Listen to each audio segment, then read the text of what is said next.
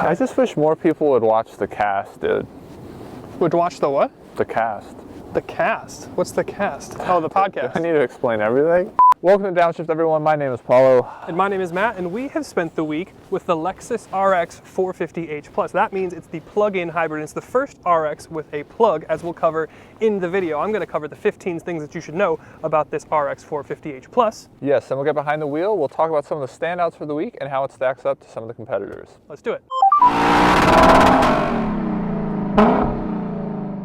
First thing we'll cover is what's new for 2024, and this is the first time that Lexus has brought plug-in hybrid capability to the RX. This is a big step forward from hybrid to EV, and it kind of bridges that gap nicely, so you can drive around most of the time, your commute, day-to-day, going to the shops, but you still have the gas engine as a backup, so you can drive around day-to-day on EV, save a bunch of money in fuel, and then if you need the reliability and dependability of a gas engine and the gas stations, if you want to go on a road trip, you can have that too. Now, plug-in hybrids have been around for several years, but they're still not super widely adopted. They're getting more and more popular each year, but in terms of competitors for this RX450h Plus, you've got the BMW X5 plug-in hybrid, and then you've got a Mercedes GLE 450e plug-in hybrid, but you don't have a competitor from Acura, and you don't have a plug-in hybrid competitor from Genesis. So its main rivals, this remains pretty unchallenged. You have to go to Germany if you want something in this class with a plug. And then speaking of, we should talk about what's under the hood. Now, this is the same powertrain technically that you would get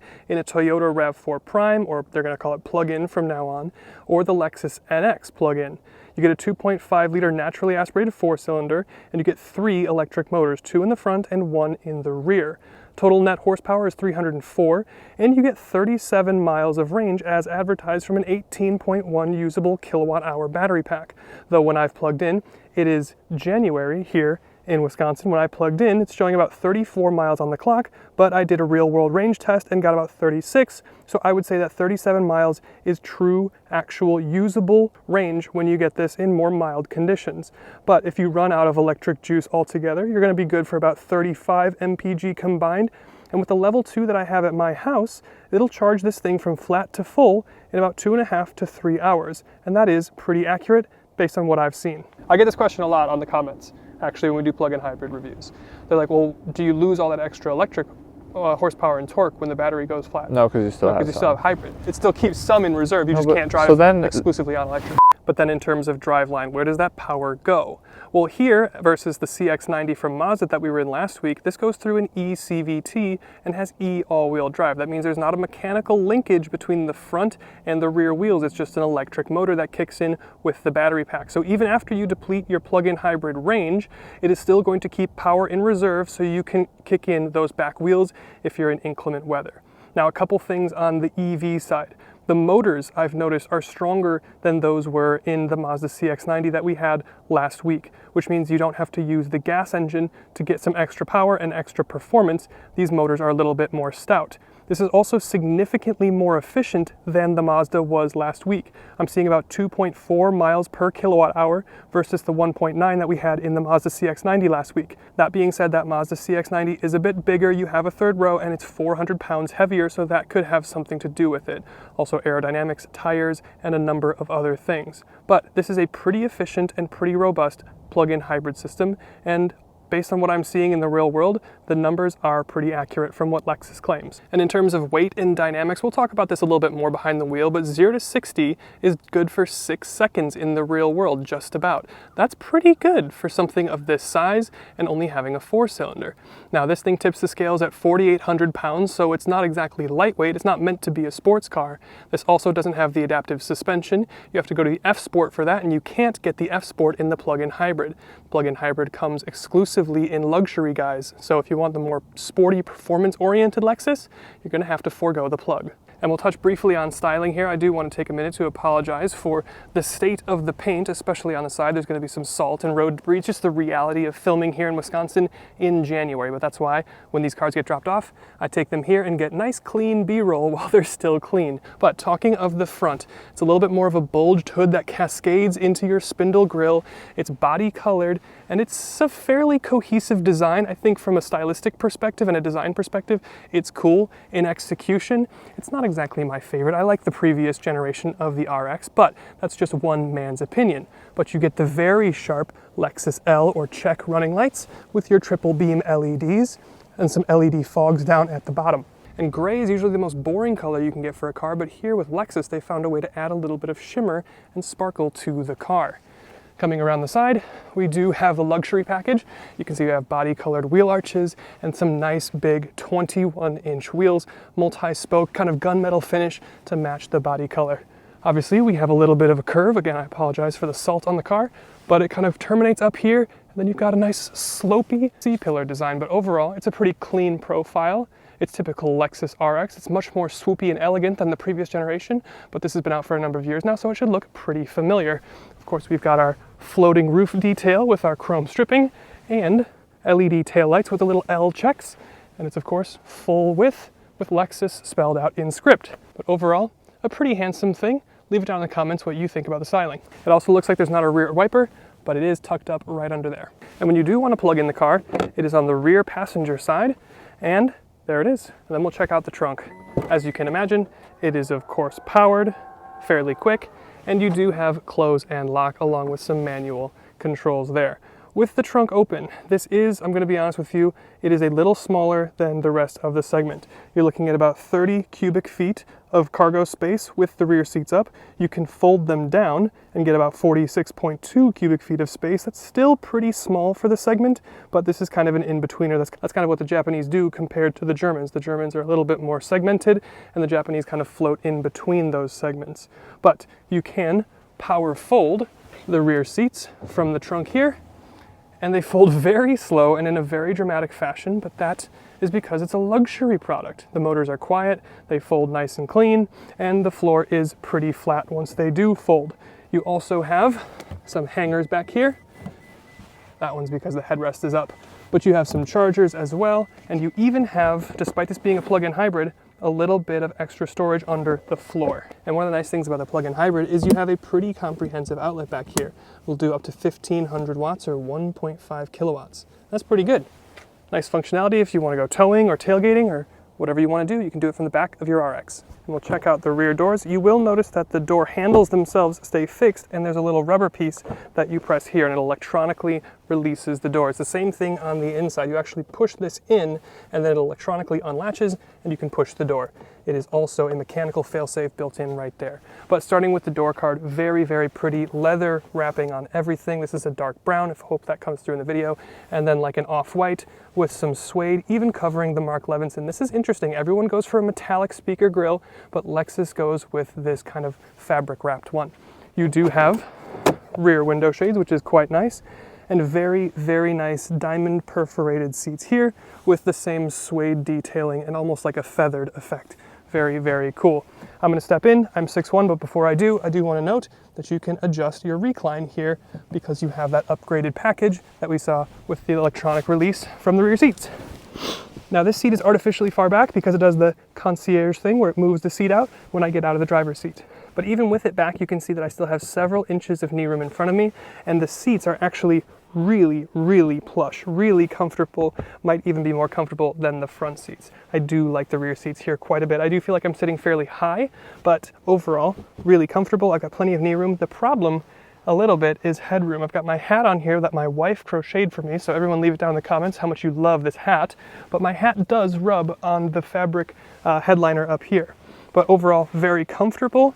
They also stole this feature, I think, from Genesis, but it's very nice. You can control the front passenger seat from the back here. So if you want a little bit more space, and you don't have to have the driver adjust it all the way over there, which is quite nice. You've got some vents here, you've got heated and cooled seats, and you do have USB-Cs. And you've got another climate zone back here, and the panoramic roof is standard. So overall, back seat, pretty good, just could use a little bit more headroom.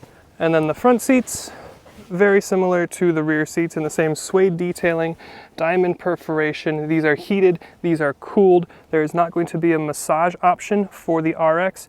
Maybe a bit of a ding. I don't know that I expect that in this class though, but maybe it would be nice. After all, this is a Lexus. But overall, Nice suede detailing here. You've got three level passenger memory. You've got a heated steering wheel, and you do have the climate concierge feature. So you can set it to auto and it'll automatically turn on the heated steering wheel and the heated seat or the cooled seat, depending on what the ambient temperature is. In January in Wisconsin, it's been pretty good about turning on my heated seat for me. Let's just say that.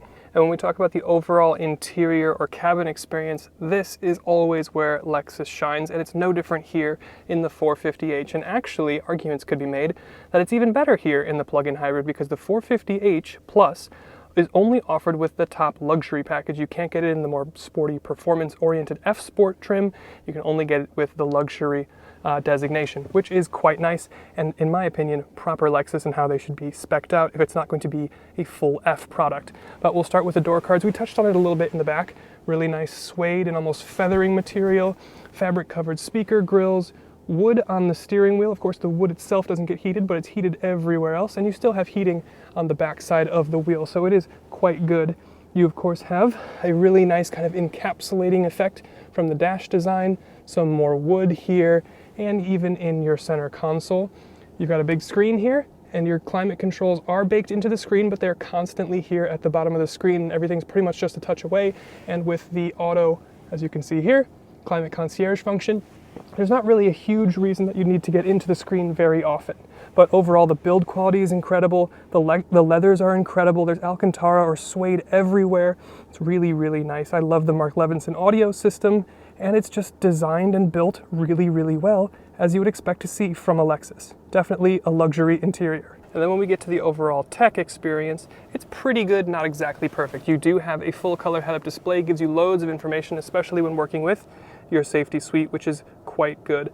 Active lane keep, adaptive cruise, all the stuff you might expect to see.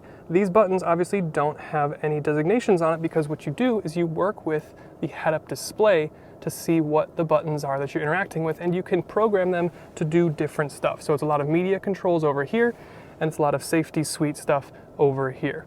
Kind of nice, kind of mixed feelings about it personally, but down here we do have your semi-digital instrument cluster. It's mostly digital and it works pretty well, but it's not the latest generation system that we've seen in the TX or even the RAV4 when it got its facelift in 2023. But overall, I've got all the information that I could need there, and it works pretty well. Again, we've got our eyeball reader, which sometimes tells you to sit up and mind your posture, but overall, safety suite and the tech here works pretty well. The main event, this is your 14-inch Toyota connected screen, wireless Apple CarPlay, Android Auto, 360 cameras. As we can see, quite good. Go into park, and we still, of course, have our silly little egg view and can go in and change the color of our Lexus. Could do the nori green like my wife wanted earlier this year. And then you have it in your reverse camera, which is pretty cool. Another thing that I like is you go to the little car detail here, and you can see your energy flow screen. So you can see if the battery or the engine is sending power to the wheels, or if the battery is sending power to the wheels, or if you're charging the battery. It's kind of cool to see how this hybrid system goes to work. You also do, of course, have a wireless charger down here. It's pretty much USB-Cs across the board here on the interior of the RX, but you do have a digital digital rear view mirror here. Hope you can see that, which is quite nice. It's one of Paulo's favorite features, so I know he'll love that. But yeah, overall, Lexus Safety Sense, really good. The tech suite overall, very good. Just maybe time to update the digital cluster. And there's just a couple odds and ends that we should cover before we get into price and then meet up with Paulo. Like for one, even when you're not using your adaptive cruise, if the car is gonna sense someone in front of you and they're slowing down, it will automatically apply a little bit of braking, and it'll designate that it's doing that here in your cluster. Not exactly sure how I feel. It's definitely a little bit more hesitant than I would be on the road because I know that I can swerve into the oncoming lane or pass someone if I need to when it's safe, but just something that I noticed. Also, on your doors, you don't have like a comfort access type feature, so if you walk away from the car with the key in your pocket, it's not going to automatically lock itself as you walk away. Another thing that I want to talk about is your buttons that are down here.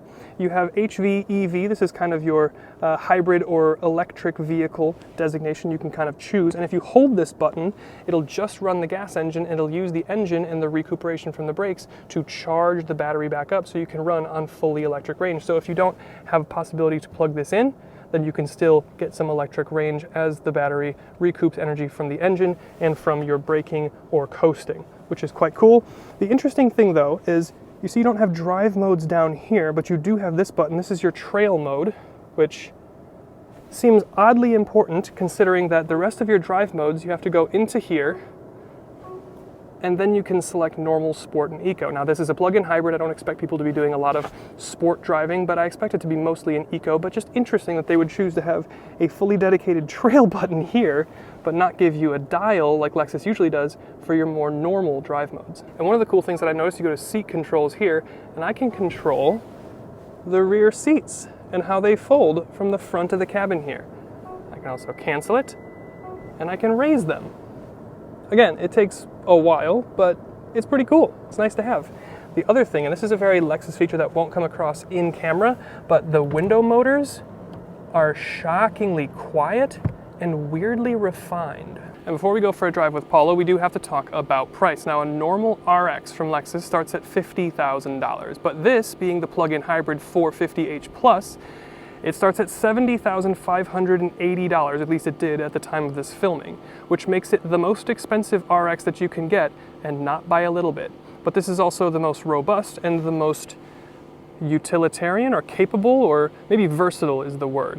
But there's a lot of car to be had here for this money, so let's get with Paulo and go for a bit of a drive and talk about the things that stood out to us. Hey guys, real quick, Matt here. Just wanted to say I hope you've been enjoying the video. If you have, would really appreciate you hitting that subscribe button. I know it doesn't seem like a big deal, but it does go a long way in helping us get access to cars sooner and get access to manufacturer engineers so we can get more information on the cars and get you more information so you can make better decisions. So would really appreciate you hitting that subscribe, like, comment, the whole YouTube thing. But with that, let's get back to the video. That didn't sound good. That did not sound good. What was this whole like launching without putting it in sport mode either?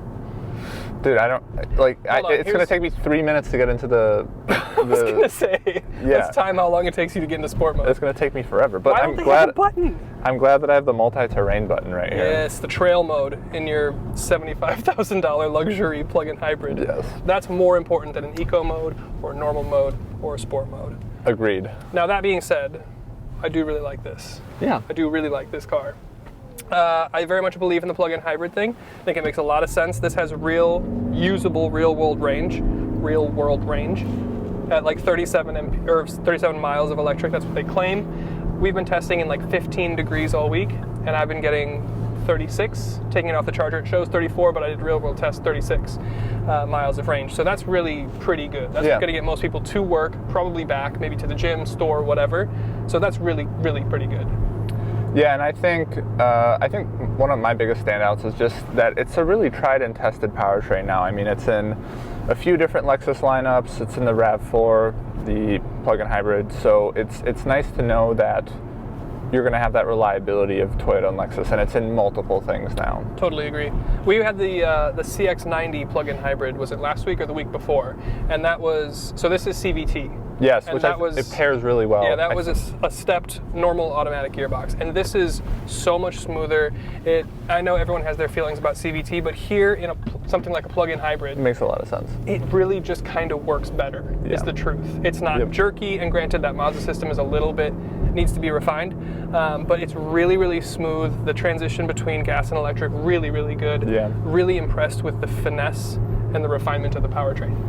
Yeah, and I think it's a really refined ride. It's very nice and quiet. I think it does a nice job of soaking up bumps. It's, you know, not as dynamic or engaging in a corner as maybe some of the competitors, like, you know, the BMW X5 plug-in hybrid, but I think it's on par with what Lexus delivers. I think they did a really nice job.